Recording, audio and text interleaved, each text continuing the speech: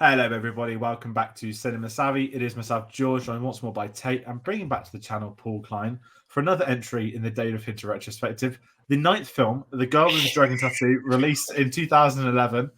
And we're already laughing because, if anyone's curious, I just did one of the worst intros ever, which isn't going to be on this video. So you're already missing out. But we are here to continue this retrospective. It was a terrible intro, and it's not going to be released to the public. I love that on a review that's going to be as dark as this one, we're getting the laughs out the way nice and early, you know. There are like maybe one or two funny moments. I think it's a very funny film. I think there's a lot of funny moments in it. We'll get into that. We'll find them. We'll find them because this is going to be a really interesting review. We're doing these every week. This is coming up on Monday, the 23rd of October. But the last one we recorded was way before London Film Festival. So it's actually been a while since we've watched a Fincher film, since we've spoken about it.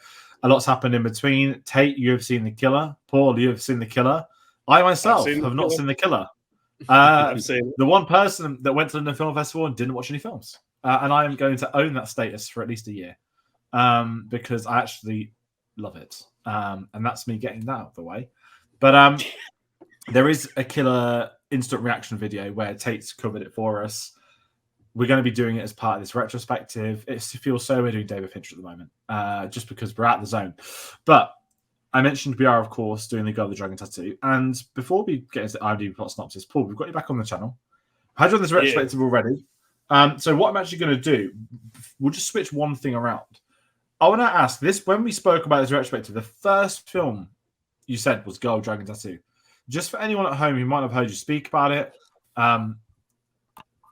let them know why it was this one. Before we even get into your memories with it, just as a little brief intro, let them know why, if they haven't worked it out. Because I based my entire dress sense on Daniel Craig in this film. Hence why I've got my snazzy, chunky cardigan on. Everything, when I saw this movie the first time and I saw how he dressed, I went, that is how I shall dress. And 12 years on, it's still how I dress. Fantastic. I know what's amazing is before I'd even heard that story, if people have just heard that for the first time, it just sort of all makes sense now. Like, it's just clicked. It's like, yeah, like, and also, like, not saying because you're on stream, you can actually pull off wearing the cardigan as well. I don't think many people can. So there's that bonus added feature too. But yeah, we'll get into it a bit more. We've got a whole discussion on this. We're going to be talking, as always, the directions and behind the scenes, the casts, a load of other stuff. This is one of the most popular Fincher films, obviously based on the book of the same name. I believe it's 3 in the book trilogy, and obviously they've obviously, well, I say they've done one film. There was like a belated sequel with no one returning like 8 years after. We won't be reviewing that one, thankfully. But before we get into that, Tate, handing over the IMDb plot synopsis. Where are we at with this one? Yes. So, journalist Michael Blomkvist, which I did have to try and get the pronunciation as close as possible, is aided in his search for a woman who has been missing for 40 years by a young computer hacker, Lisbeth Salander. Straight to the point. Bang. That's kind of the film, so that works out, you know. That's wasn't what I thought. We'll talk the film. Let's talk the film. I don't even know how to segue into this part. Right. We always talk about people's memories of the film. Maybe the first time they saw it, maybe they've read the books, maybe it's in the Swedish version. I watched it for the first time for this video. We're recording on Wednesday. I watched this on Sunday. The only thing, and I said this to you both before we went live, the only thing I knew about this film was that Daniel Craig's in it, Rooney Mara is in it, it's directed by David Fincher, and it's got an incredible cover of the Immigrant Song. I knew nothing else, nothing about the story. I'd not ever seen a clip. I don't want to say it's not spoken about. It is, but it's not a film people sort of dissect, which is kind of great in its own way. And I'd imagine they assume a lot of people have read the books, but I know next to nothing. And it's a film I just don't know why I'd never seen. It was all over the award season that year. Like a lot what I've spoken about, I'm a big fan of Fincher. This was one of the 3 films I'd not seen before we did the series. So, yeah, I don't really know why. And Tate, I can't remember. I think we're in a similar boat to a point. Yeah, this film was on my radar back in the day, but I had no interest in watching it at all. and it took me a long time to actually figure out that it was, David Fincher directing this film. I remember the trailer quite vividly. I remember there being quite controversial people talking about kind of the controversies in the film and just how brutal and violent the film is. And then it just kind of slipped off my radar, and I genuinely had not heard of the film until The Hornet's Nest came out, and that's a non-direct sequel to this film with completely different cast. We're having a chat with Paul before the start, and it's not even based on the same kind of. It's not written by the same writer of the books. It's completely separate from the previous film. I wouldn't even call it I guess you'd call it like a legacy sequel of some sorts. But it's always kind of been on my radar. It's on my reading list, the entire series, but I never got around to it.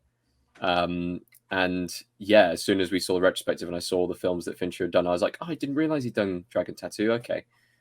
So it was one that I was intrigued about because it's one of those where I hadn't seen it before. So I was looking forward to my first time viewing. Yeah, see, I saw it in the cinema. There we go. I saw it in the cinema. Me, my then girlfriend, now my better half, my wife, two of our friends, we all went to see it. We used to meet up, drink loads, watch it. They smoked. I don't smoke because I'm a good boy. I base my dress sense on it. I've read the first book. I've read Girl with the Dragon Tattoo. I've seen the Swedish versions. I read the comic book adaptation of it. I even went to go see the one with Claire Foy, and I hated it. I contemplated walking out. Claire Foy's too good of a person to be Lisbeth Salander. I don't know. That whole film was weirdly cast. You got like Stephen Merchant in it. It's to do with nuclear weapons. It's so dumb. It's so dumb. But this film is great because it's David Fincher, and it's great.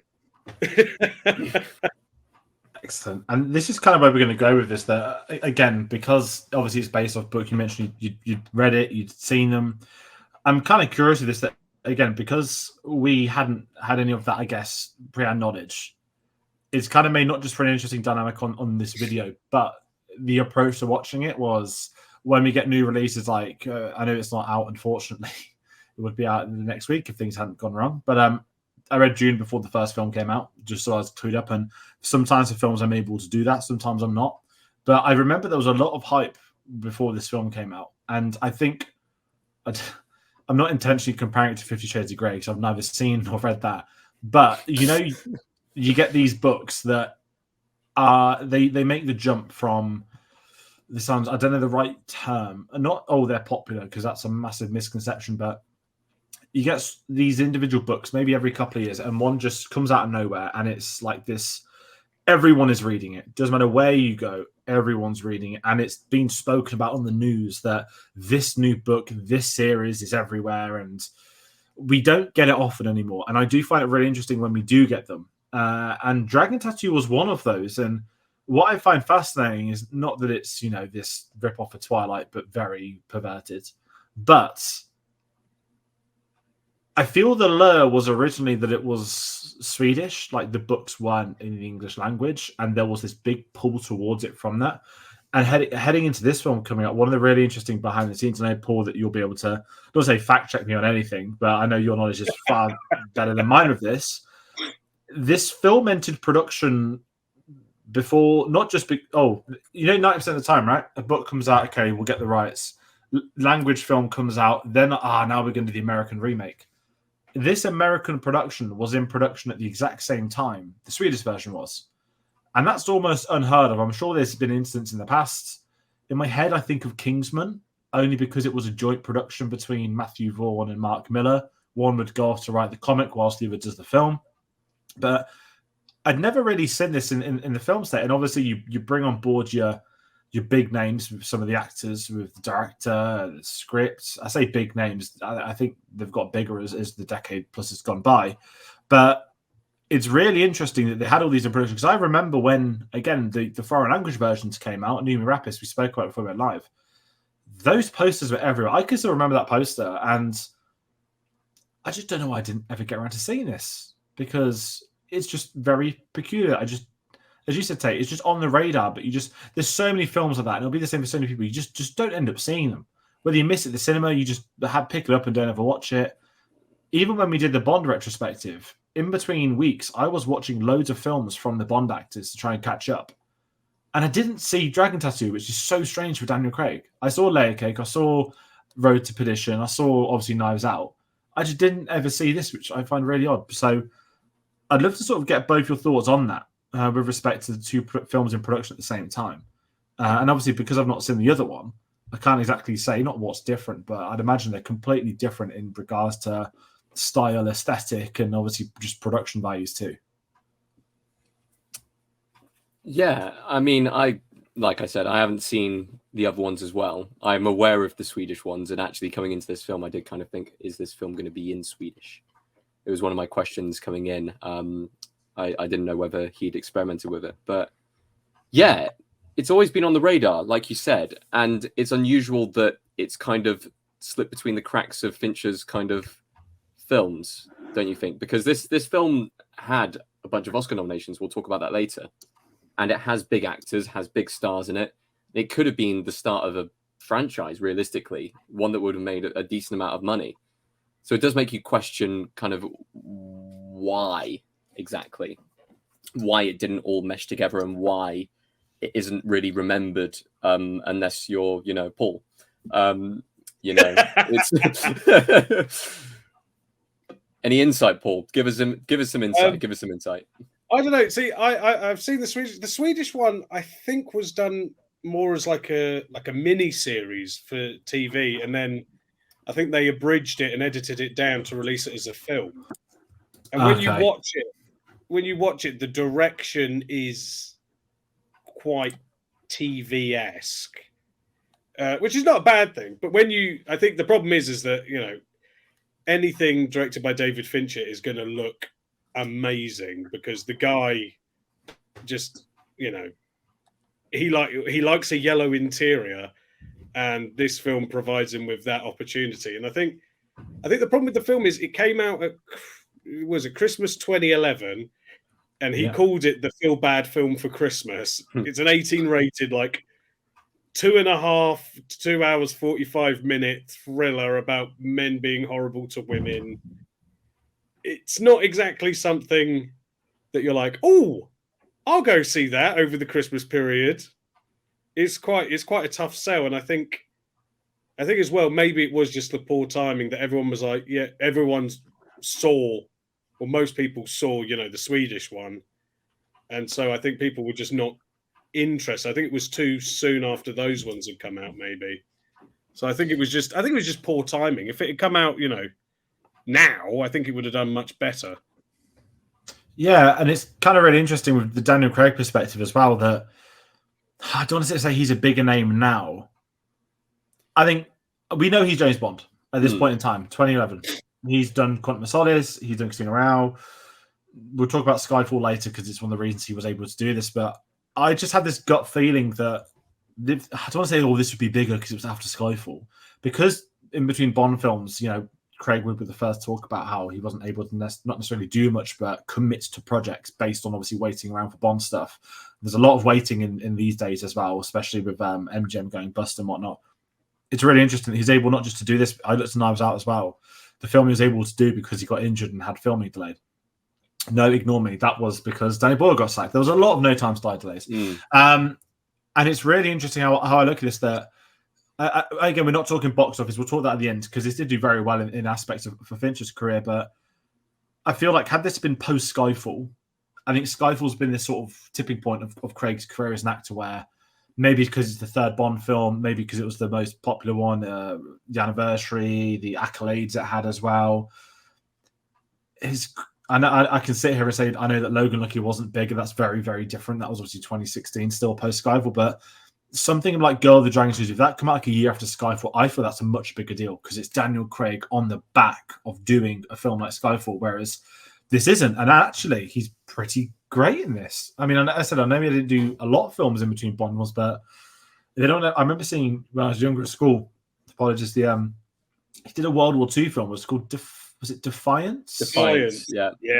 And it was just like get the action film in between the Bond films. And I like the fact, and I guess himself as an actor, he had to beat the likes of George Clooney, others to this role, which I thought was really interesting reading up on. But to see him being able to, I don't want to sit here and say that, act away from James Bond. For the tones of this film, I'm so glad it's not Daniel Craig, the private investigator, going around investigating stuff like a spy. It's actually quite the opposite. And just sort of I don't know why I've segued into talking about Daniel Craig so much because we're talking production, but I just thought it was really interesting that contextually the timing of this and the Daniel Craig side of it, I think it's interesting for me. And again, that's a big name on paper. Like you see, he is top billed in this. I know technically he's the lead actor in the aspect of the story maybe starts into him, but he's not the lead to me, but he is the top billed, and I understand why. But I'm just curious of both your thoughts on that. I know I've sort of dipped a bit too far over talking actors. I mean, yeah, he's a big draw now. Was he as big of a draw back then? Possibly, but at the same time, this isn't a role where you look at the character and you go, that's Daniel Craig. He really does blend into the character quite well. I know that we had a little chat beforehand about the accents and, the fact that he has an accent that stands out in this film from not being in line with pretty much everyone else's kind of Scandinavian accents. But he does play the character. It isn't like watching a Bond film. It isn't like watching a war drama where you can go, oh, it's Daniel Craig playing in a war drama. No. This is him becoming Michael Blomkvist and, really getting into the nitty gritty of it. And I like that. I like that he's done that with different projects. I know we were talking about, how good his career was when he did Knives Out because it was something different. And we look at his career as well. We look at Logan Lucky, which was another very different character role in there. I think he does best when the characters are nothing like Bond or nothing like the character that he's most known for. Because he's able to actually show off that, yeah, I can act, And in this film, he does an amazing job in kind of, I'd say, the lead acting role. And I guess when we get onto the Oscars stuff, we'll talk about the lead acting role because this film has some confusing things to do with the nominations and various other things that I want to get into the nitty gritty of. But yeah, I mean, you find a gap in your schedule, you go for film projects like this, and I'm assuming that he would have been a fan of Fincher, possibly from the films that he's done previously. I mean, who wouldn't be? And he would have wanted to get on board with this project. Yeah, when you were saying about if it came out, like a year later, it would have been post Skyfall. This came out after Cowboys and Aliens, which was like, God! Thanks for reminding us of that film. Christ! Well, because there's a great me diving into how much I love this film. There's a great like behind the scenes documentary, and Daniel Craig talks about like taking the role, and he said that he got a phone call from David Fincher, and David Fincher was like, "How do you look naked at the moment?" And he was like, "I just did Cowboys and Aliens. I was in the best shape of my life." And he went, "I look amazing." And David Fincher apparently went, "Get fat." And he was like, "Okay." So he is coming off of, what should have been a great big science fiction adventure, Harrison Ford produced, in it movie, and it tanked. So I think, once you've done that, and he's done that. He's done Quantum of Solace, which even he, is unhappy with. That's like 2 movies. He did another film called, I think it was called Dream House, which was like a horror thriller type thing. He said the only good thing about it is he met his wife. Well, they were a thing before, but they rekindled on that, and that's at least one nice story from Hollywood. Yeah, he said, I met my wife on that film, so I can't hate it too much. So you're coming off of like 3 not well received films, and then you get David Fincher going, I'm going to take this massive book that everybody, The Girl with the Dragon Tattoo was one of those, like beach books. Everybody on the beach in the summer is reading it. It's a bit like, what was it? Da Vinci Code. Everybody read Da Vinci Code. Gone Girl, ironically, is another one of those ones where everybody's reading it by the pool during the summer, and everyone read Dragon Tattoo. And yeah, I remember Daniel Craig saying he read it during the initial craze, and then forgot about it. And then when it got mentioned, 5-6 years later, he was like, "Oh, that's an interesting thing for you to do." And then obviously when you look into it, you're like, "Oh, actually, it's like the perfect David Fincher film." So I think he kind of needed it as well, as like to work with a proper director. Sorry, Jon Favreau. But I mean, if you think about with Craig as well, like at that point, I mean, it's interesting you mentioned those three sort of flops, because you look at the early 2000s leading up to Casino Royale, where everything's looking good. You've had Road to Perdition, you've had Layer Cake, you've of course had Bond. It's been this. I forgot the name of the series in the 90s. It was a young Daniel Craig, Christopher Eccleston, basically a band of brothers type, in the sense that everyone went on to be like household British actors, and they all appeared in this in the 90s together. I forgot who else. It's going to really frustrate me now. And it's one of those where I couldn't even think of that, but I'd imagine it's been not a decline as such, but we know how critical Craig is. He was in Sharp. No, Sharp's the one, although it has Hagrid, Robbie Coltrane. Yeah. I forgot the name of it, but there's it's really interesting with Craig's career trajectory, and I don't want to sit here and be rude, this put him back on track, but a double bill of this and Skyfall after is something pretty great. I mean, technically he also shot his short film The Queen at this point, but yeah, let's I mean, we've mentioned Fincher a couple of times. Let's talk David Fincher. So something really interesting that I've been able to find out there wasn't, with respect to production, The Social Network came out in like mid 2010. We spoke about this on the review, that the turnaround of Fincher films. Now, at the moment, obviously, we've had gaps in between Mank. We've had obviously a massive gap with Gone Girl and Mank. I know, of course, Mindhunter's House of Cards, big involvements in there. Of course, Netflix deals as well, who are doing his newer films. The turnaround to do this with release date turnaround, I guess you could say, like just under a year and a half. It's quite remarkable. We talk about people like Denis Villeneuve, who have had this insane turnarounds, a film a year in theory. He was able to for sort of 5-6 years until he started work on Dune, which is incredible, if I'm being honest. One of the best runs I've ever seen from a director. He's Spielberg, who can do 2 films at the same time. I feel that Fincher's not getting enough credit for some of his work in the late noughties into early 10s. And I know we spoke about Social Network. I know that we speak a lot with regards to like Fight Club 7, but I'm not calling him underrated, because he's not. I think everybody knows how good a director David Fincher is. But some of his other work is glossed over. Maybe that's a better term. And kind of what this Paul, like with this one, I think people are sort of sleeping on this, because us doing this series, watching them week to week to week, we're able to, we use the words like perfection all the time because of how he shoots his films, how it's done. But what separates his work, I genuinely feel, it isn't the style, it's the difference of the story week to week. To go from something as radical as Benjamin Button, an aging romance film, to The Social Network, a very contextual release based off a book, off a new social media site, to then go and do Dragon Tattoo. That's 3 completely different films back to back to back. And we look at some directors, their work is very repetitive, or there's certain franchises, or there's certain series that you can find common themes, identities, but Fincher's work is remarkable in the sense of how differing the stories and the projects are. And I think that's what's really exciting, that you can watch all of his films and you can tell that they're still David Fincher films. There's something about them. And as you said, Paul, this one works really well. And I'm not doing just jumping into about like aesthetics and whatnot, but something about it not being set in America, I feel, is enticing for this reason. They're able to go to historic buildings. They're able to then design new modern ones. And we see this variety that we've not really had. I don't want to embarrass myself. He's of course, he famously shots on a British beach for Alien 3. Let's not forget that.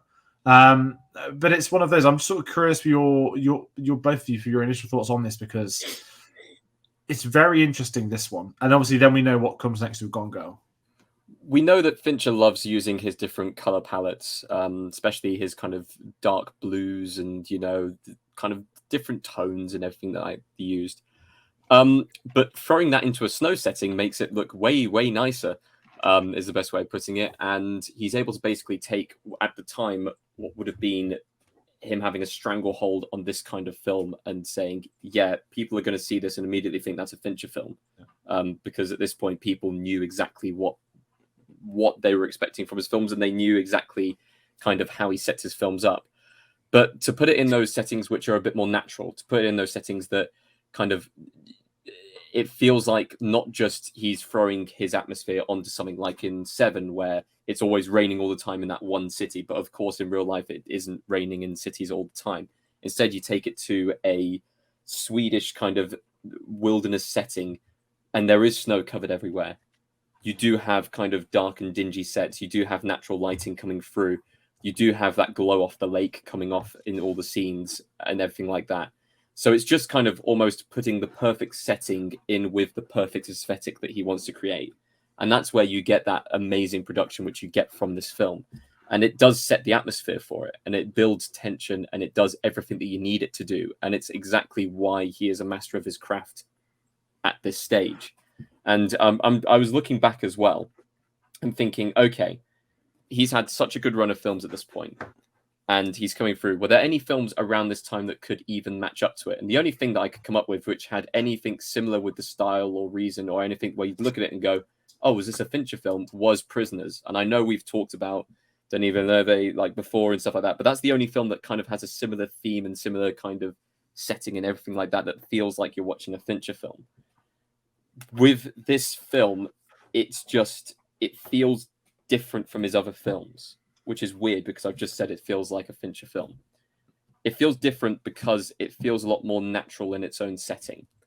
And I know that we get that in The Killer as well, to some extent, which is a little bit, that's going into the future. And George obviously hasn't seen that, so I'm not going to talk too much about it.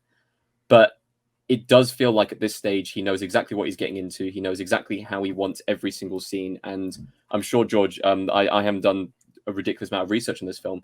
I'm wondering whether we had more instances of multiple takes. I know that Gone Girl becomes a bit crazy with the multiple takes and stuff like that. But in this film, I'm assuming as well, he wanted a lot of takes. That's just my straight up assumption. I've not seen anything as publicized as other films. I guess that's a nice way of saying it. But I'm sure there are. And I wonder if, I'm not going to just put Paul on the spot, but Paul, I'd love to sort of get your thoughts on the direction of this, because I know you spoke before about when you were at university, you wrote about Fincher's work. I know this is potentially your favorite film of his, if you're looking from that perspective. How do you sort of look at the direction from this and vary it film to film? Because it is so different, yet I just think there's something working in this. And as you said, Tayte, is it the Swedish setting? Is it the snow, the architectural building, the modern buildings crossed over with historical ones? I love that sort of aesthetic with films. We don't get them done often in this way. But I'm just curious for your thoughts on these. Yeah, I mean, with Fincher, I think what appeals to him is a lot of the time he's very sympathetic towards women, and he's very dyspeptic towards men. The sort of stories he tells are about men who, they're, toxic masculinity in a way. And this has got quite a lot of toxic masculinity in it. You think about Fight Club, Seven.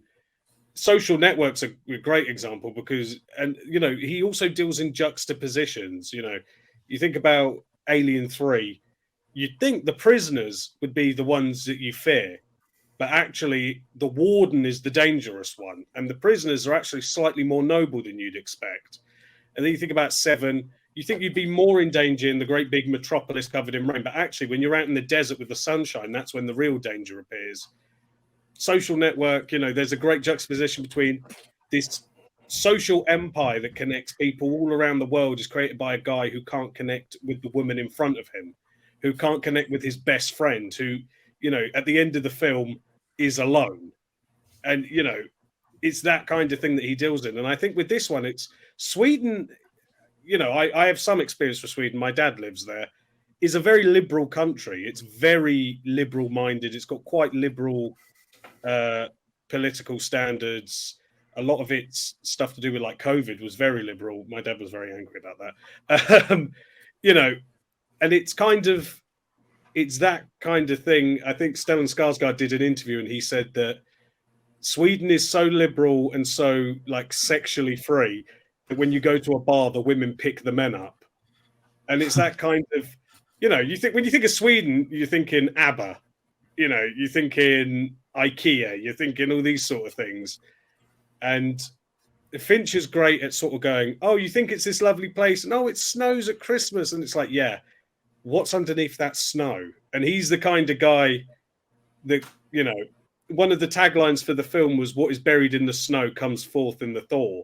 You know, what you try to hide will always come back. And I think that that's what kind of appeals to him, is that he's kind of constantly going, you know, you look at something on face value, you think, oh, that's great. You know, social media is great. But actually, when you look behind it, it was created to, you know, body shame women.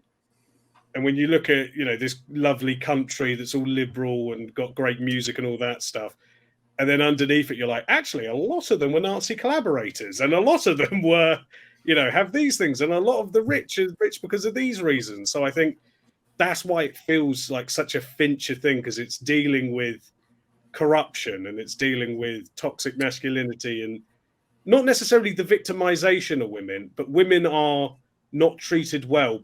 But generally, his women come out on top. You know, Ripley comes out, you know, Ripley dies, but she gets the moral victory. She goes out on her terms. She fucks that alien up. You know, Marla is the only really innocent person in Fight Club. You know, Tracy in Seven, I mean, she gets killed, but she is presented as almost angelic. And you think about, you know, Panic Room's a great example of it. And then you get to like Gongo and things. He's really interested in sort of juxtaposing men's sort of fear of women in a way. And I think this is kind of the clearest example of that. So I think that's why it feels like a David Fincher film. And with the takes, yeah, he did a lot of takes. There's a great thing of there's a shot towards the end of the film where Rooney Mara is walking down a corridor.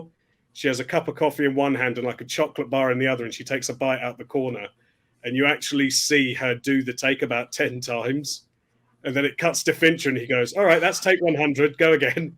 And she's constantly just taking a bite and spitting. It is quite funny.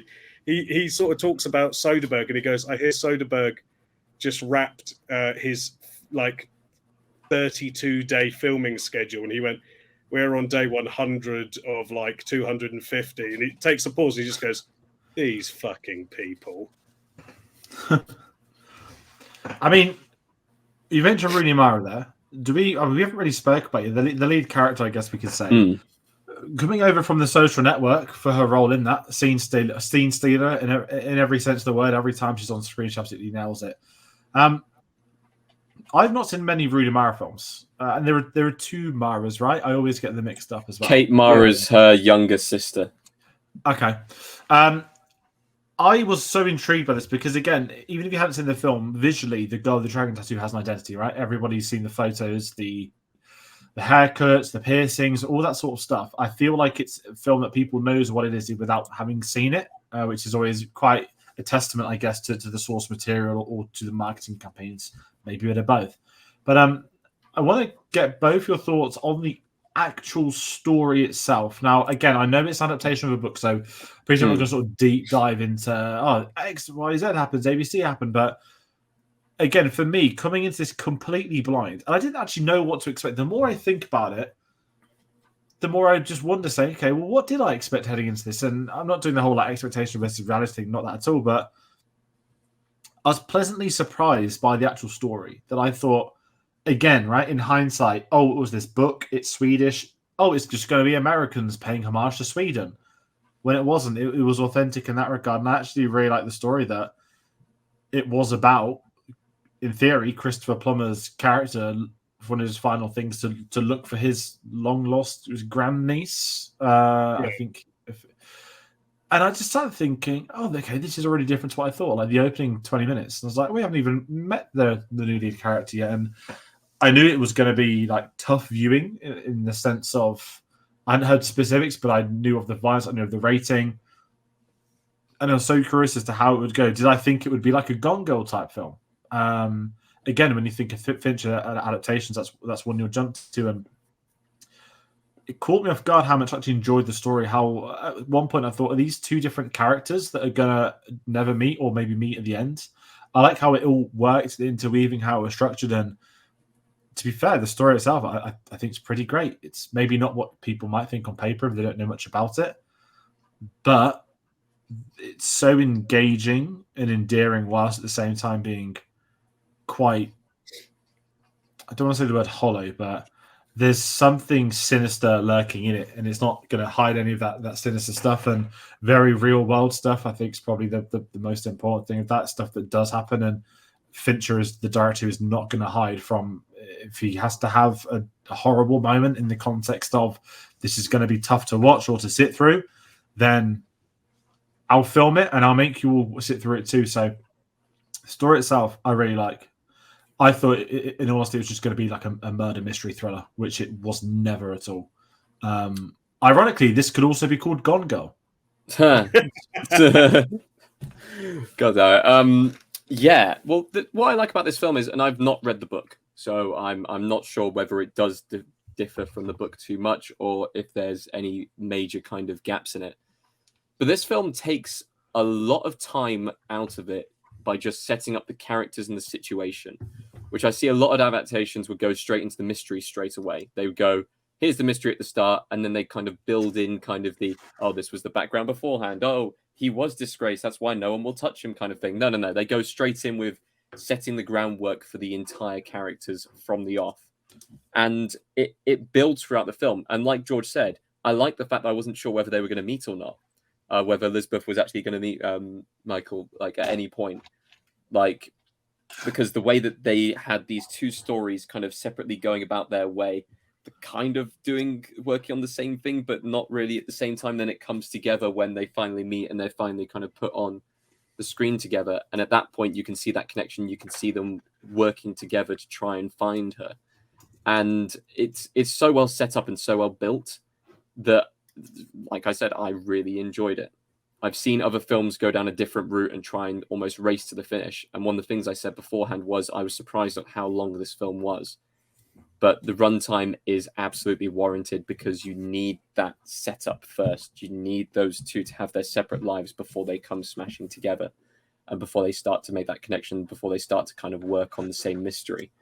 And I mean, I like thrillers. I like mystery thrillers. I like mystery thrillers which are directed by David Fincher. So, of course, I was going to like this film.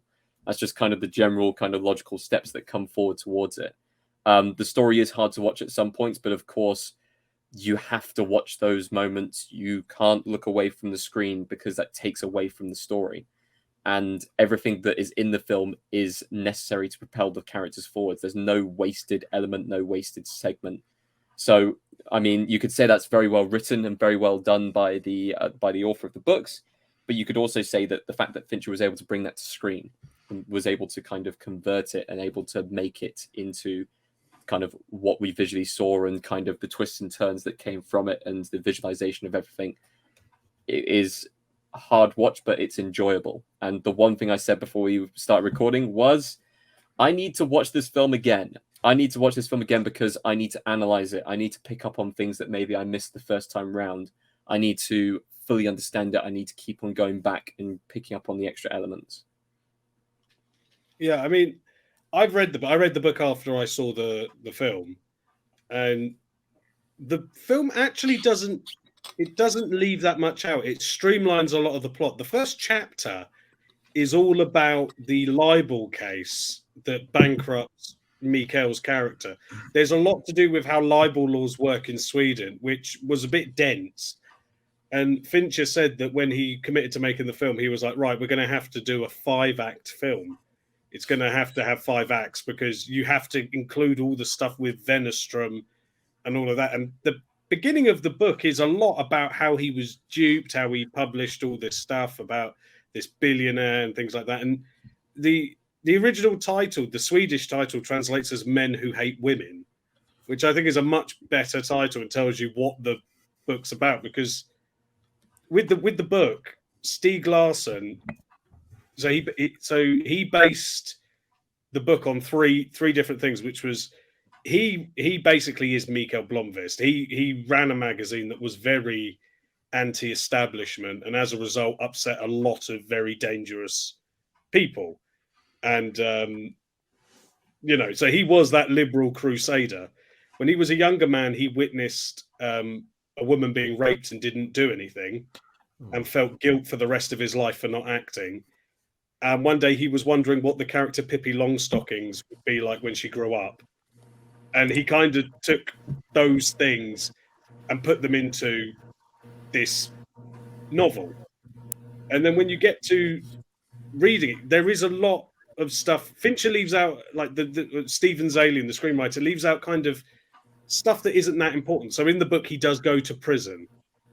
He goes for a brief period of time because of how Swedish law works, but he's able to work on. So he goes to Hedestat Island to start the case. Then he has to go to prison.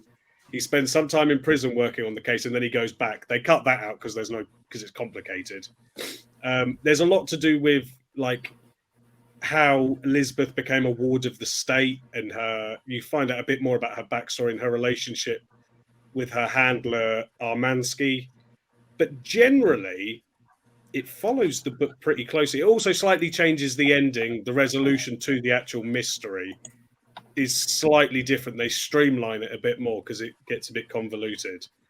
But with the film, it's surprising just how much they pack into that runtime. Because by the time you get to the end, you're like, God, we actually did a lot. Like, there's a lot of stuff in. And yeah, it is quite surprising. And yeah, it's like an hour until Miko and Elizabeth meet. And you're like, the posters, the two of them stood next to each other. It's like, this has taken a very long time for these two characters to actually cross paths. It's good world building, I guess. I know it's not really world building, but it's good, at least character building, to be able to kind of keep them separate and then bring them together. Yeah, you get to understand who they are as people, so that you kind of see how he comes at things. And one thing they do tone down is that in the book, he basically sleeps with every woman he meets. That he's like, another reason why I like him is he's slightly chubby, and yet women find him irresistible. I wonder why I like him so much. But he does, every woman he meets basically falls in lust with him. So there is a lot more of him hooking up with other women. There's also a lot of him eating sandwiches. There's a lot to do with his daily routine of eating sandwiches, which I really they reference. He offers her a sandwich, doesn't he? Like, I always thought that was a bit weird, but one of the funniest bits in the film is when Henrik's assistant comes in after he has a stroke, and he goes, "May I have one of those?" And he goes, "You want a sandwich?" And he's like, "No, I want a small scotch." And yeah, he's always in the book. He's always eating sandwiches. It's so random, but like, yeah, there's a lot of stuff in. It's more character details they leave out than really like major plot points. And yeah, Fincher's great. I mean, you think about like Zodiac. He packs a lot of history into Zodiac, and he packed a lot of stuff into this, and lots of cultural touchstones as well. It's interesting you brought the script there, because Stephen Zalian, who adapted this, but essentially when Fincher came on board, Zalian was on first. He'd been writing his adaptation of the book. Same year Moneyball came out, ironically, so dropped those two back to back. Pretty impressive. And Fincher knew the runtime before they had the scripts. I'm going to guess that's probably a studio thing. You know, you're capped at this amount of minutes for the final cut. And he was able to streamline the scripts to essentially get it down to exactly what Fincher's runtime would be. So I think even that's quite interesting in its own right, because you don't hear too many stories like that with regards to script. And kind of was saying, if they've had to switch up a lot of the Swedish stuff, because you can make a mistake. I mean, we know it's shot in Sweden, but you know, sometimes you watch a film and you can just tell it's another country dubbing for another country. And I don't have that once with this. But at the same time, you could be mistaken into also thinking this is set in America because it's American cinema, right? Not because of anything else. That you can look at the cast more so than anything. So here's all the great European actors, and Daniel Craig and Rooney Mara, and and Christopher Plummer, which is fine as well. I don't mind that. And kind of sticking with the story, moving into the character, I want to actually talk performances, because Rooney Mara in this film is quite magnificent. And again, I've not seen a lot of her films, but to take on a role like this, as the themes, let alone what it's going to entail for her to go through as an actress, what she's going to be working on, To read that she actually did all the piercings in real life, they weren't fake piercings. That is commitment, and that's like Tom Cruise levels of commitment. Like for one film, you just can have half your body pierced. Go. And I think her performance is by a country mile. Well, not by a country mile, sorry, but she does have the best performance in the film. Sorry, I had to sit there and think then. But what are both your thoughts on her? Because to go from, again, supporting actor in his previous film to stick with him to another film, a completely different film. I believe they screen tested and had dozens and dozens of actresses for this one. Again, if you look at the popularity of the book, an American remake was obviously bound to bring in, don't want to say names, but bring in an appeal. Probably an understatement of the year, but I like the fact it's not an A-lister. That it is. I don't want to discredit Rooney Mara at all, but she's not a household name. She's not an A-lister. She's not a blockbuster star. She has took on a variety of film projects. I mean, obviously she's Rebecca Phoenix in real life. They've appeared in projects together, but because she's an actress that chooses the films for the roles that she's going to work on, and I quite like the fact that it wasn't just. This sounds very disrespectful. Here's Daniel Craig. And here's Scarlett Johansson. Like, it's not a big name that's bigger than the role. And I think that actually helps Rooney Mara blend into the character of Elizabeth, which I think is a great thing for her. And also, we know how good Fincher is with those lead roles, that he very rarely, if ever, has miscast the lead role. He must have been impressed on The Social Network. And I know that I've actually seen a fair amount of her various different projects. I love her performance in A Ghost Story. Like we said, Social Network. Previously, she's great in Carol as well. She's had a long list of films where she has put in very good performances. But this is very different from all of those performances. And it's definitely one that after watching it, I'm looking at it and going, wow, this is easily her best performance she's done. It really stands out amongst her other performances. She becomes the character. It's almost like an alien performance. It's not Rooney Mara at that point. It is her playing Lisbeth. And she really does commit into this role with the piercings, with kind of the acting as well. You can kind of tell her mood from just her character and stuff like that. It's really unusual watching the performance on screen because it feels like that kind of angsty computer hacker character they're trying to kind of portray, but someone who also kind of shines through with some elements of innocence and has lust and love and everything thrown into it. It's a very complex character and she plays it amazingly. I can't see anyone else in the role. And I know that once again, we were talking about the legacy sequel thing of The Hornet's Nest and played by, who was it even played by again? Claire Foy? Claire Foy. No, not a chance. No, this is absolutely like this is the only character I can see, or the only actress that I can see for this role, because she absolutely steals it and she fully deserved her nomination for the Oscar for it. It was a really, really proper standout scene stealing performance, and she's on the screen quite a lot, so it takes a lot to take it away from all the other big actors and actresses in this film. To have that kind of screen presence is amazing. Yeah, I think as well, the thing you have to, we were talking about Daniel Craig and the point in his career, the point in Mara's career that this comes along, she's done Social Network. It's like a 2-scene thing. She's kind of the all-American girl in it. She'd also done the Nightmare on Elm Street remake that did not go down very well. She played Nancy in the remake. And she said that the experience of doing that made her not want to make films, not want to act. She hated it so much. So to go from that and, a remake of a popular franchise, it's a big role, it's a big Hollywood moment, and it kind of doesn't do well. You have a miserable experience. I think kind of spurred her to go, if this is the last thing I do, I'm going to give it my all. And I know that Fincher was like, really? You? Like, I remember him saying, I enjoyed working with her, but I couldn't see it. And she was like, trust me, I can do this. And she, got the fake tattoos and the piercings. And she does become that thing. And the thing with the character is that I think she is the best of the three who have played Lisbeth. Because when you read the book, she is constantly mistaken for a boy.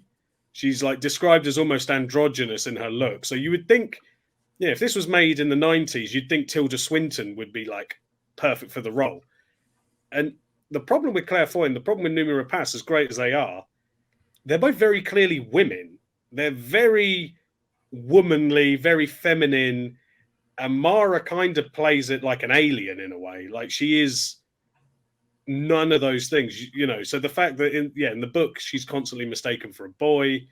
There's a lot of stuff to do with her being on the spectrum, and I think you get all of that in the performance. And there's this like little details. There's a great detail in it, which is when she strips off completely naked, and she's wearing a merkin, and there's like one line in the book that says that she's naturally ginger. She's naturally a redhead. So Rooney Mara went to the wardrobe department and had them make a ginger merkin. So she showed up on set with that on because she was like, well, the character wouldn't dye her pubic hair. So there's like that level of detail in her performance. And I think because she was basically an unknown, you know, and also because you wouldn't recognize her. You don't look at that and go, oh, it's that girl from Social Network, or it's a girl from Nightmare on Elm Street. You can kind of just project the character onto it, which I think she needs more than Blomqvist needs. Blomqvist, you can kind of, because he's more of a traditional, although he's not, you know, he's actually quite, you know, I hate the word wussy, but he is a bit of a wuss. When you go through the film, he is really sensitive and really kind of, he's the one that needs rescuing, and he's the damsel in distress. That great scene where the bullet just misses his head and he's like screaming in agony and she's trying to sew him up and he's just like, ah, and you're like, oh, okay, he's the damsel and she's the hero, is kind of quite funny. And I think you need someone who can just disappear into that role. And then when you look at what Rooney Mara's done since, you know, I don't think we're going to catch her in a Marvel film anytime soon. I mean, you know, she's just stacking up kind of, you know, best actress or, you know, nominations, best supporting actress nominations and various different things. She's got a bit of a DiCaprio thing, which is, how challenging is this role? Well, it will require you to do this. I'm in. The bigger the challenge, the more she's like, yeah, I want to play this character. I want to play Mary Magdalene. Yeah, I'm up for it. I mean, she's never. We can't talk about Tiger Lily. Sorry, she's never won for her acting. How long before do you think she's going to get a Best Supporting Actress or Best Actress win? Well, I think she's only been nominated for 2 Oscars, I think. Which is crazy because there's been so many performances where she could have been. I mean, I don't want to do the whole diving into it every actor. Yeah. Leo's different because Leo was like the household name, like the most popular actor of his generation, who's genuinely, arguably the best of his generation. So that's a whole different. Amy Adams is the one that's getting that record. Well, 7 nominations now. Not to compare her to her spouse, but she'll do a Joaquin Phoenix. She'll have a body of work that everyone's like, this woman is a friggin' actress. She's got all these, you know, because Phoenix had like 4 or 5 nominations or whatever it was, and then she'll poodle out something that's not that great, and she'll win the Oscar. She's got a film coming out with Joaquin Phoenix called. Well, they've done loads of films with each other.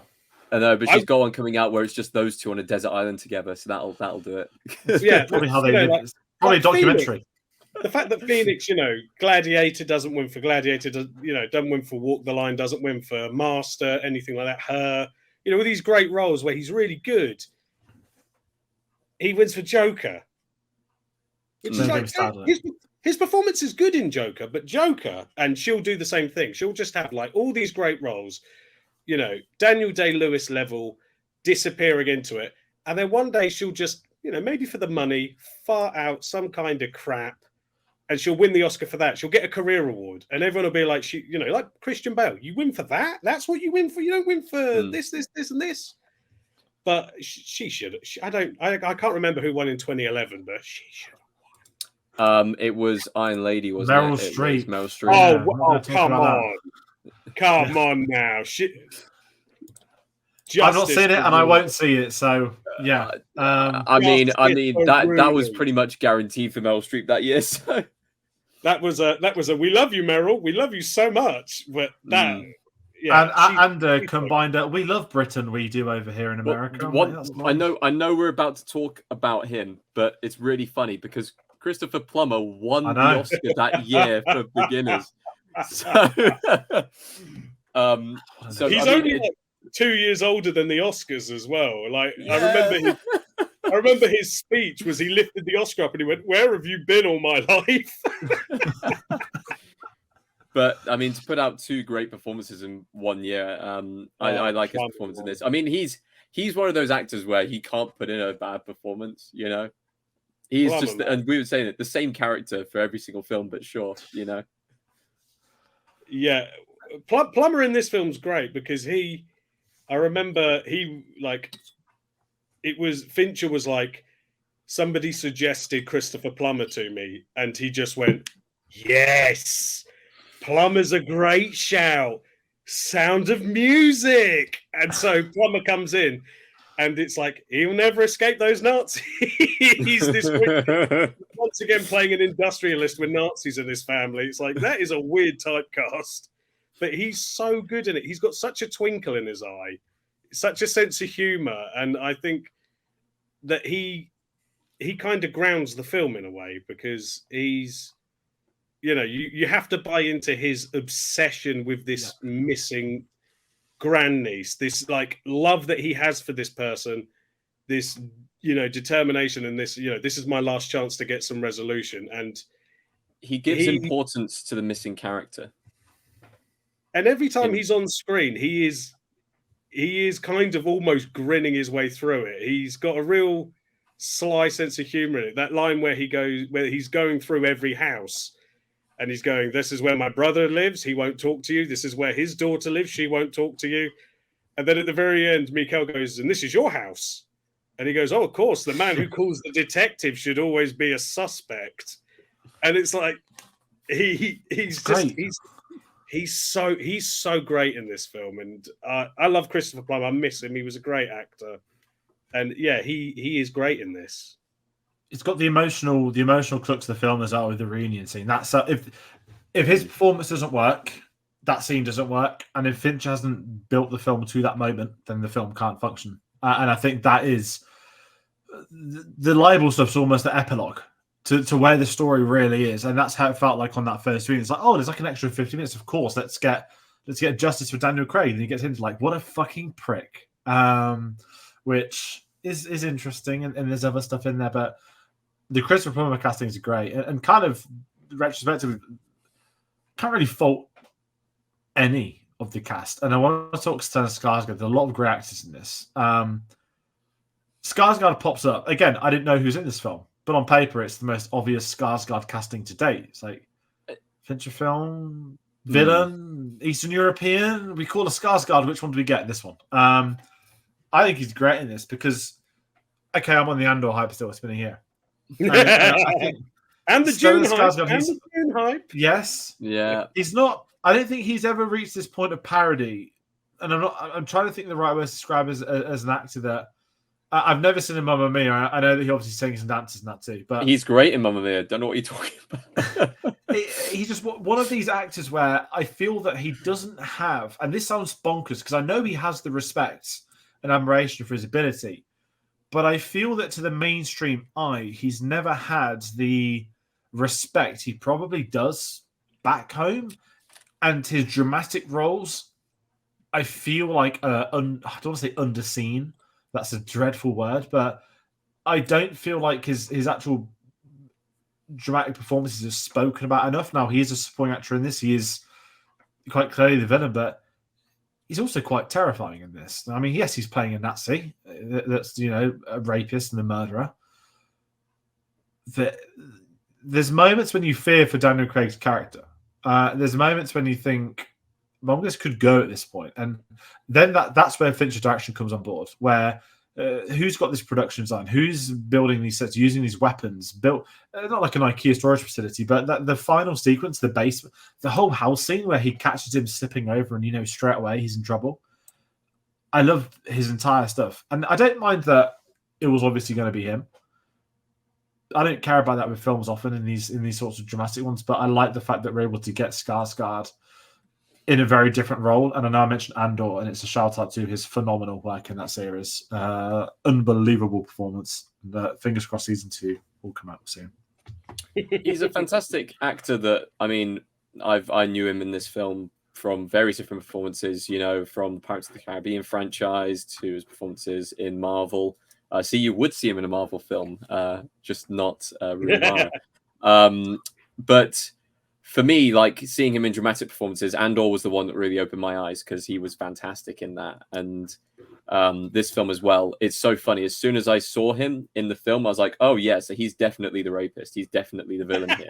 Like straight away, just like it was like, oh, well, this is so obvious. Like, of course he's going to be the villain in this film. It was just kind of waiting for the moment where he was revealed. And that's kind of, I guess, the only criticism of this film. But I don't know if that's a posthumous kind of like, of course he's the villain because I've seen his performances and other things before, instead of it actually being like, oh, he's the character and stuff like that. Oh, maybe the character has been spotted out straight away. No.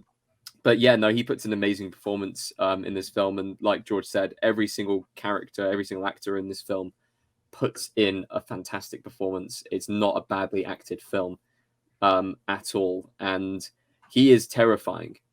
He is terrifying. And I think it's the softness he gives to his kind of voice. He rarely raises his voice. It's just kind of, I'm just going to put on my music and get into that chopping and stuff like that. So, yeah, no, terrifying performance. And I know that we'll talk about it in a bit, but that basement scene is probably my favorite in the film.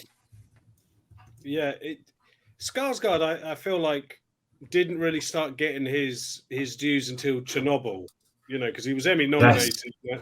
I feel like that's when people are like, this Skarsgård guy, he's pretty good. And it's like, yeah, he's been good for like 30 years, man. Like, he was in the original Insomnia before Insomnia. And his performance great in it. It's a good film, and he's a great actor. He's been in stuff way. I'm sure Charlie's watching this. Hi, Charlie. He was in Good Will Hunting. With Matt Damon. And then Deep Blue Sea. Love him in Deep Blue Sea. He's been a guy who kind of shows up in big blockbusters to collect a fat paycheck and to kind of have fun. And that's Pirates of the Caribbean. I think he was in King Arthur. I feel like he was in King Arthur. He was in King Arthur. He was in Amistad from the Spielberg stuff. Amistad. He's in lots of stuff. And in this one, I think what works is that when he first is in the film, he's really charming. That scene where it's him and his girlfriend and Daniel Craig all having dinner, and he's like, you're just here because you like the wine and things like that. So that you kind of are like, oh, he's actually just a really charming guy. And the fact that he's constantly advocating for Mikkel to continue when the rest of the family are pushing against him, that you're like, well, at least you've got one ally. And I think what the film does quite well, and they do it with, I can't pronounce his surname, but I know his first name's Yorick. The guy who plays Advocate Bjerman, the other rapist in the film. Yorick van Wageningen. And to me, the guy from Riddick. The guy from Riddick. What the two of them do so well, and what Fincher does so well, is that he doesn't make them, obvious cliches of what, rapists and abusers would be. The Martin character is very charming. I'd love to spend an evening in his massively open planned house, quaffing wine, talking about, the history of Sweden. The other guy, Bjerman, is also just, he's a very quiet guy. You think he's the kind of guy that likes to go fishing on the weekend. And yet they're the ones that are capable of this horrific violence towards women. These acts, they're not just violent. They're not just, assault. But both of them relish humiliation. It's the humiliation of women, the men who hate women. It's that kind of thing that I think both of them do so well, is that they don't play them like sort of cackling villains. In the Swedish version, the Bjerman character is a bit more of a cliche. He's got thinning hair and like a thin moustache. So he's a bit more of what you would expect. Does he twiddle the moustache whilst he's doing it? It is a bit of a thin moustache, and he's got the thinning hair, and you are a bit like, oh, that is a bit of a cliche. Whereas this guy comes on, he's really quiet. He's got such a quiet voice. And which is what makes the scene where he forces her to perform oral sex is horrible. The later assault is one of the most difficult things I think I've ever seen in a film. It's so horrible, so that when you get the revenge scene, you are kind of like, yeah, that's what you deserve. Like, you deserve to have "I'm a rapist pig" tattooed on your stomach forever.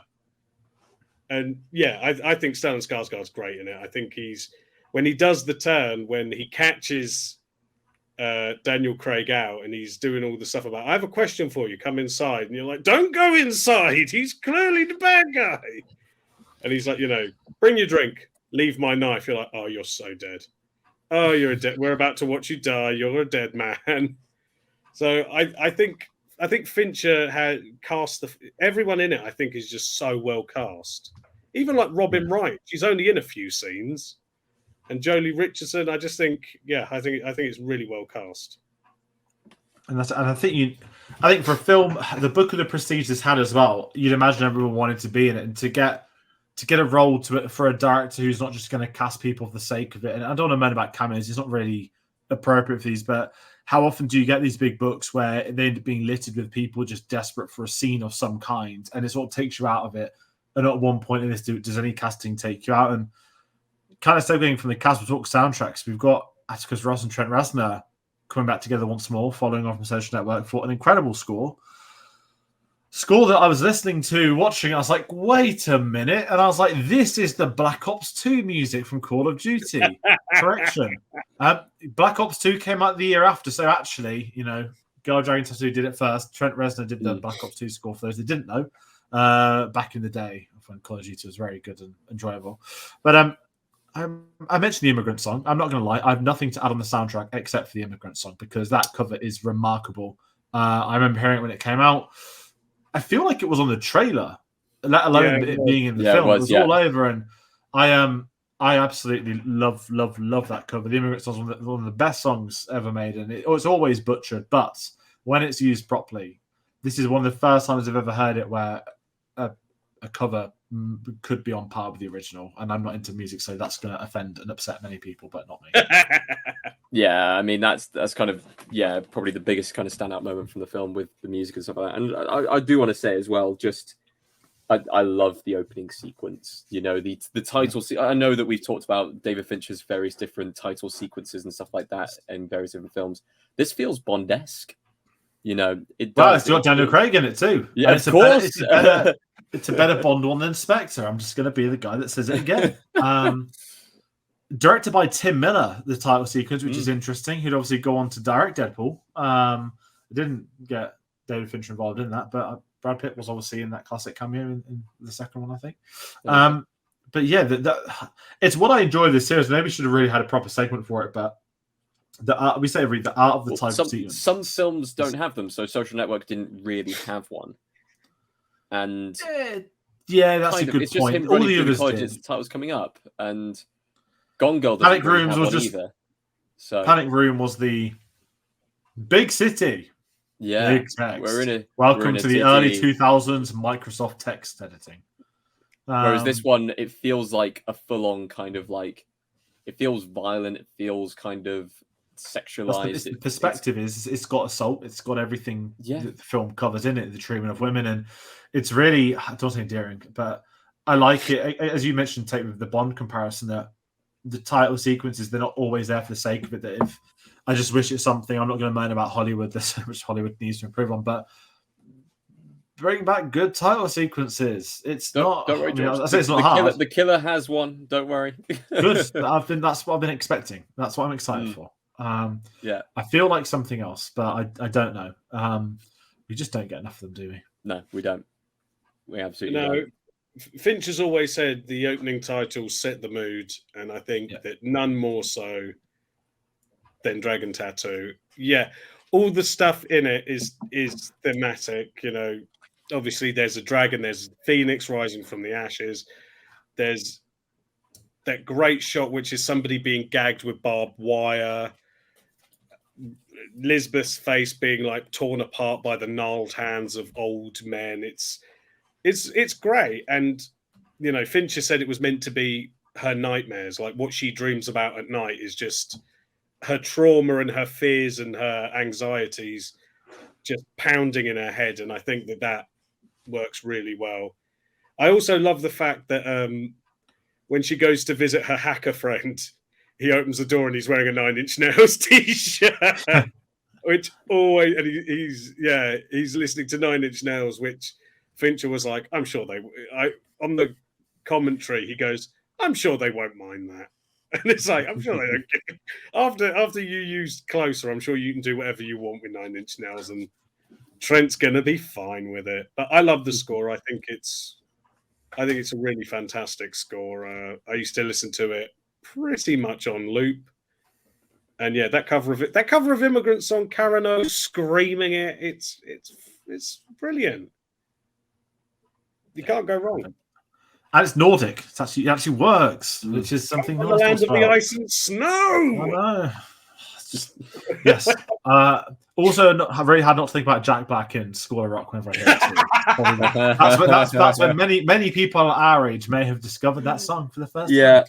You can tell the age of someone by where they know Immigrant Song from. If they're like, oh, that's the song from Thor Ragnarok. No, it is not. Oh, God, that's going to be a new generation, isn't it? It's the song from School of Rock after he tricks them into accepting the kids. Absolutely the song from School of Rock.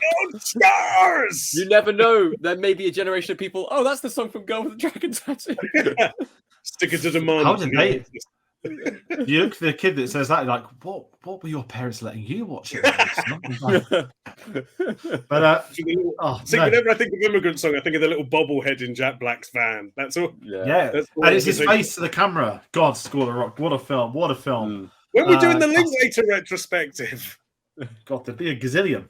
Hitman coming out one day, screening not at a festival near us for some reason. But let's talk a bit more. I mean, we spoke about some of his impact. We talked about the Immigrant Song. Let's talk the box office. Now, again, these Fincher was, he's not a blockbuster director of sorts, but he's in this remarkable run from, well, I mean, he's been pretty successful across the board, but this will gross 239 mil off a 90 mil budget. Pretty good numbers for a drama, a 2-hour, 40-minute drama in the year 2011. Very strong numbers, of course, coming out during award season. But I want to talk the Oscars really briefly. Now, I'm not too bothered about sort of digging into it. I know you'll jump onto this, but it's got 5 nominations for Best Actress, Cinematography, Film Editing, Sound Mixing. It won for Best Film Editing, which I completely understand.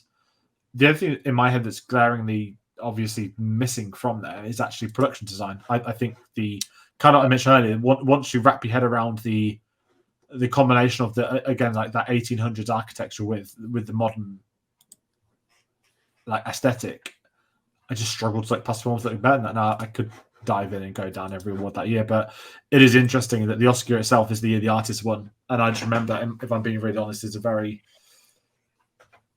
when I was younger, just a year I just wasn't interested in, probably because of how good the year before was. The Artist does not hold up as a Best Picture winning film. That's just plain and simple. That's the person who. That's the person who loves. It's a film about film, isn't it? It's a film about film. I love silent films. I love silent films. I love black and white films. I think there's a place for it in cinema, but at the same time, it absolutely should not have won that year. There were plenty of other films that were worthy of that title. My pick, honestly, would have been Moneyball because I love that film. But you could have picked Hugo. You could have picked War Horse. You could have picked Midnight in Paris. There were so many other films that year. I mean, Tree of Life, if that's your cup of tea, was out that year as well. I'm shocked. Like, if you want a good silent film, go watch Mad Max Fury Road with the sound off. Yeah.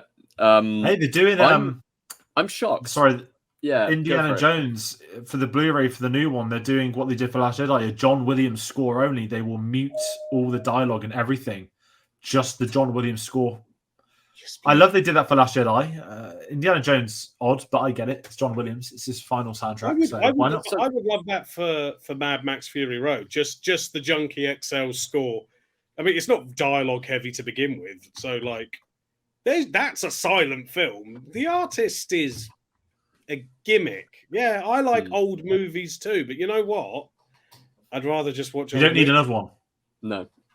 Anyway, Jean Dujardin, what's he doing these days? He was flavor of the month, and now he's nowhere.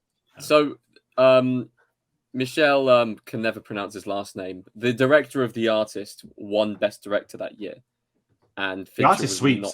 I feel like it wasn't nominated. But the real gripe that I have with this film and the Oscars of this year was Best Adapted Screenplay. No nomination. It's so well adapted. I mean, that year you had The Descendants, which was Alexander Payne. You had Hugo. You had Moneyball. You had The Ides of March, which no one really talks about, and Tinker Tailor Soldier Spy, which I guess makes sense. Tinker Tailor, great film. Tinker Tailor is a good film. Get rid of Ides of March. Put Dragon Tattoo in there. Yeah. Tinker Tailor is a fantastic screenplay. Hugo won for cinematography. Hugo won for art direction. I get that. I mean, for 5 nominations, you would kind of think, well, is it possibly going to be nominated for Best Picture? And there are some films in Best Picture which you look at and you go, really? That was nominated? Like, Extremely Loud and Incredibly Close. Does anyone talk about that film at all? Like, you should remember that 90%, yeah, 90% of it is just marketing. Yeah, and that's the thing. Looking back at Oscars, it's just who had the better marketing coming, who released the film at the right time, who pleased the right people, who turned up to the for your consideration events in LA. And I enjoyed the film The Help, but is it better than this film? The problem is the subject matter. The subject matter of this is, men who assault women are the worst people in the world, which, was still at the heyday of Mr. Harvey Weinstein. Whereas The Help is basically, hey, white people, we cured racism, lads. So, of course, that's going to get nominated. And Extremely Bad and Incredibly Crass, I mean, it's about 9/11. So, of course, is about 9/11. It's the second most offensive film about 9/11 after that one where the plot twist is it's 9/11. Rob Patterson one. We spoke about this the other day. We did speak about this the other day. He turns around and there's a great big aeroplane. He's like, oh, no! It's what's the really scene bad, before where they're writing on the whiteboard. It's like, today is 9/11. And like, hold on a minute. You know what it zooms out the building. What's even worse this year is one of the films that I really like from it is Midnight in Paris, but that's directed by Woody Allen. And that's, But the thing with that Robert Pattinson one is it reminds me, have you seen that episode of Family Guy where James Woods takes Peter's identity? So he takes James Woods' identity and he says that he's making a film called 9/11 2000 and Fun. And he says, I play a window cleaner who just cleaned the last window on the World Trade Center, and I turn around and what do I see? And I was like, that is bad taste. And then the ending of that film, Robert Pattinson turns around and there's a bloody plane. It zooms out. It's camera zoom from the office space. They've intentionally hidden the office for the entire film. Yeah, that was It's so bad. It's like anyway. So what I'm saying, all in all, justice for Dragon Tattoo. Taking everything in there, Dragon Tattoo, I think was hard done by these Oscars. And I know that Fincher he's been given loads of nominations in the past, and everything like that. For most of his films are very, very well critically received. So I'm actually, thinking back and looking back, I'm surprised about it. But hey ho. He's going to have a Scorsese where he'll have to wait till he's like 1 million years old. I don't think he's getting it for The Killer, if that's a inkling towards The Killer. Let's not get carried away here, guys. We've got 5 months, and I just want Christopher Nolan to win an Oscar, please. Look, it's a two-way fight. It's a two-way fight between Scorsese and Christopher Nolan, and what are you talking about? Greta Gerwig is winning. Barbie is going to take over. When they turn their backs, Greta Gerwig's going to just take it like a Bugs Bunny character. Look into the Oscars camera and go, "Ain't I a stinker?" and run off. All I can just picture is the oh god, I forgot the name of the Bryan Cranston TV show, not Breaking Bad. Malcolm Middle's like, the future is now, old man. That's Nolan stealing the Oscar off the stage. But yeah, Oh, right. Let's talk a bit more past the Oscars. So, I want everyone's favorite scene. Tricky with a film like this. Can't really say I enjoy many scenes in the context of it's not a film you can sit and be like, wow, I'm really enjoying this. It's probably got, as you said earlier, one of the most disturbing scenes I've ever sat through in my life. No joke. Which ultimately makes one of the most satisfying revenge scenes I've ever seen. And I know that someone's going to take what I think the best scene is, so I'm going to pinpoint the elevator scene later on, where they're reunited once more and just Rooney Mara just destroying him. Mm-hmm. The performance, how afraid he is of her, just for realizing that she's there with him. Love it. Absolutely loved it. The fact that she's still been checking on him, that he has been trying to get the tattoos removed. Kind of funny when it shouldn't be, but I'm a big fan of that scene because I think that is really the first character arc we get from her, and we get to see her progress in retaliation to like obviously a haunting incident, to seeing where she ends up by the end of the film. So it's weird to say favorite scene, enjoyable scene. Yeah. That's my standout scene I was going to bring up. That's a good shout. So it's weird to have a ranking of scenes where Daniel Craig gets tortured. But this is my second favorite scene of Daniel Craig getting tortured, but it is my favorite scene in this film. I think the atmosphere, just kind of the offbeat nature of it, you know, putting on the soundtrack, putting on the music, and just going, oh, I've never done it for a man before, and then just kind of just so cold and so, you know, creepy and eerie, and it just gives off fantastic vibes. It is, because I love the film, so it is tough. There's little moments I love. There's a great one, which is when he walks into a room, closes the door, and a bottle of water falls over, and he manages to catch it, put it back. I think is really funny. I don't know. There's anything involving the random stray cat is so funny to me. Even its corpse. That bit's not so funny, but the bit where he's talking to Robin Wright's character, and she's like, "I'm getting off this godforsaken island." She walks into the bedroom. She's stripping off, and she goes, "Are you coming to bed or not?" And he gets up and he fist bumps the cat. It's so stupid. There's loads of like really random moments like that, but I think I do really enjoy just the whole setup stuff with Christopher Plummer and Daniel Craig, where he's just laying out, you know, these are from Harriet and these are from her killer and all this sort of stuff. And he says, you know, you'll be investigating thieves, misers, Nazis, and bullies, the most detestable people you'll ever meet. My family. I think it's really good.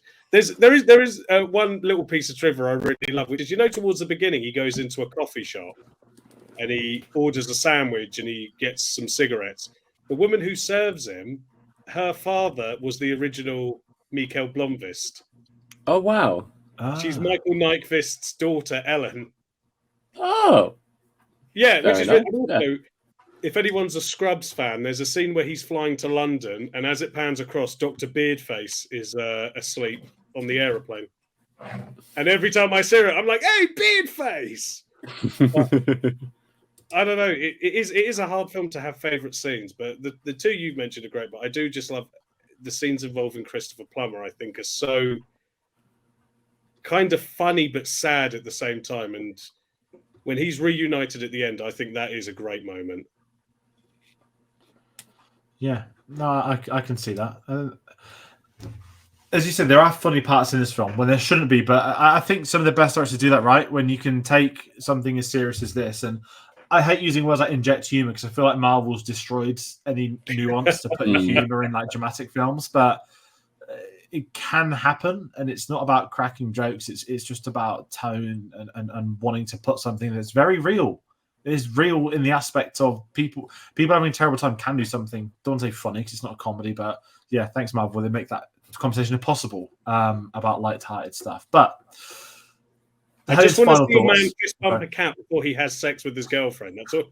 Him doing that it's still so funny to me. How many takes do you think they did? Oh, I think they did a million takes.